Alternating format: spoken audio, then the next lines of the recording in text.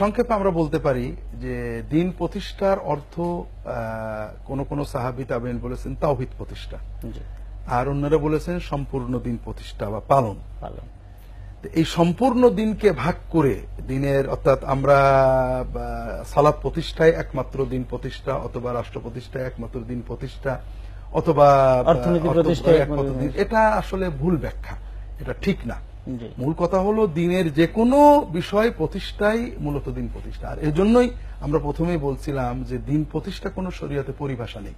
কাজেই দিনের বিভিন্ন দিককে বেশি গুরুত্ব দিতে গেলে সেজন্য কোরআন এবং হাদিসের নস লাগবে, আমরা একটাকে পৃথক করতে পারি না। এই জন্য সাহাবী তাবেঈনদের বক্তব্যের আলোকে দিন প্রতিষ্ঠার অর্থ দিন পালন করা, তো ব্যক্তি জীবনে প্রতিষ্ঠা করা, দিনের দাওয়াত দেওয়া, অন্যদের জীবনে প্রতিষ্ঠার দাওয়াত দেওয়া, আর দিনের ব্যাপারে ঐক্যবদ্ধ থাকা।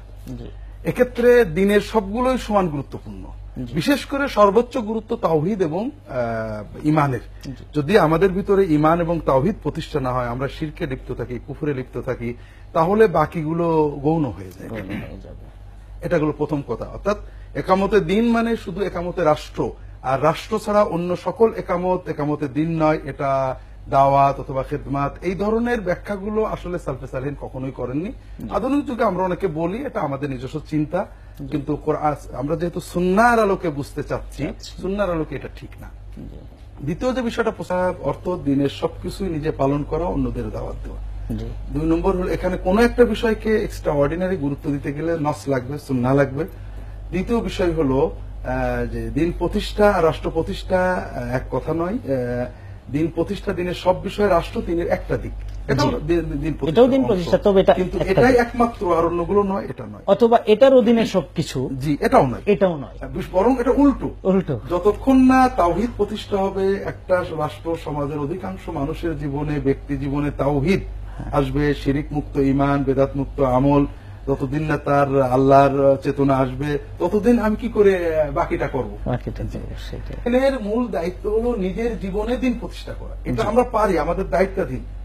আর অন্যদের ক্ষেত্রে দাওয়াত দেওয়া, দাওয়াতের পরেও যদি তারা গ্রহণ না করে, এই জন্য আল্লাহ আমাকে ধরবেন না। আল্লাহ কোরআন এটা বলেও দিয়েছেন, ইয়া আইয়ুহাল্লাযীনা আমানুল আলাইকুম আনফুসাকুম লা ইয়াদুররুকুম মান দাল্লা ইযা ইহতাদাইতুম। তোমাদের দায়িত্ব তোমাদের নিজেদের, অন্যরা যদি গোমরাহ হয়ে যায়, অর্থাৎ তোমরা দাওয়াত দিয়েছো, দিন পালন করেছো, দিনের দাওয়াত দিয়েছো, তারপরেও লোকেরা মানেনি, এজন্য তোমাদেরকে আল্লাহ ধরবেন না। এই জন্য এটা বড় ফরজ নয়, এবং অনেক নবীর জীবনেও এটা আমরা দেখতে পাই, শুধু সাধারণ মানুষ না। আল্লাহ এই যে 5 জন নবীকে দিনের একামতে দিনের নির্দেশ দিয়েছেন, এই 5 জনের ভিতরে ইব্রাহিম, নূহ আলাইহিস সালাম রাষ্ট্রের কোনো দাওয়াতই দেননি, কোরআনে নেই। এরপরে ইব্রাহিম আলাইহিস সালামের দাওয়াতে রাষ্ট্র বিষয়ে কিচ্ছু নেই। মূসা আলাইহিস সালাম রাষ্ট্রীয় দাওয়াত দিয়েছেন, তার উম্মত শোনেনি, বলেছে ফাযাব আনতা ওয়া রাব্বুকা ফাকাতিলা, আপনি আপনার রবের সাথে যে খেতাব করে আমরা যাব না, তিনি পারেননি। ঈসা আলাইহিস সালাম, এই জন্য রাষ্ট্র প্রতিষ্ঠা, পরিবর্তন, জিহাদ, কিতাল, এটা থাকতেও পারে, নাও পারে, কিন্তু তাওহীদ, ইবাদত, আখলাক, হুকুকুল ইবাদ, হুকুকুন নাস, এগুলো মূল বিষয়। আর জিহাদ, এগুলো এই মূল বিষয়গুলো প্রতিষ্ঠার উপকরণ। কখনো ফরজে আইন, কখনো ফরজে কিফায়া, কখনো কোন রকম ফরজই থাকে না যখন এটা প্রতিষ্ঠিত থাকে। এই জন্য এটাকে বড় ফরজ করার প্রবণতা, এটা ঠিক না। এটা আমাদেরকে বিভিন্ন ভুলবে, বিশেষ করে সুন্নাহর আলোকে আমাদেরকে বিভ্রান্তির ভিতর ফেলে দেয়। আলহামদুলিল্লাহ, খুব চমৎকার ভাবে স্যার আপনি আমাদেরকে বেশ কতগুলো ভুল ধারণা থেকে কোরআন সুন্নাহর আলোকে সাহাবায়ে কেরাম, তাবেঈন, তাবেঈনদের দৃষ্টিভঙ্গিগুলো সহ তুলে ধরলেন। আমরা যেহেতু আমাদের এই আলোচনাটাই সুন্নাহর আলোকে মুমিন জীবন, এই সিরিজ করছি আমরা, তো মুমিনের জীবনটা যেন সুন্নাহর আলোকে সজ্জিত হয়, আপনি চেষ্টা করছেন, আমরাও চেষ্টা করছি। আল্লাহ তাআলা আমাদের এই প্রচেষ্টাকে কবুল করুন। আপনি কষ্ট করে আমাদের স্টুডিওতে এসেছেন।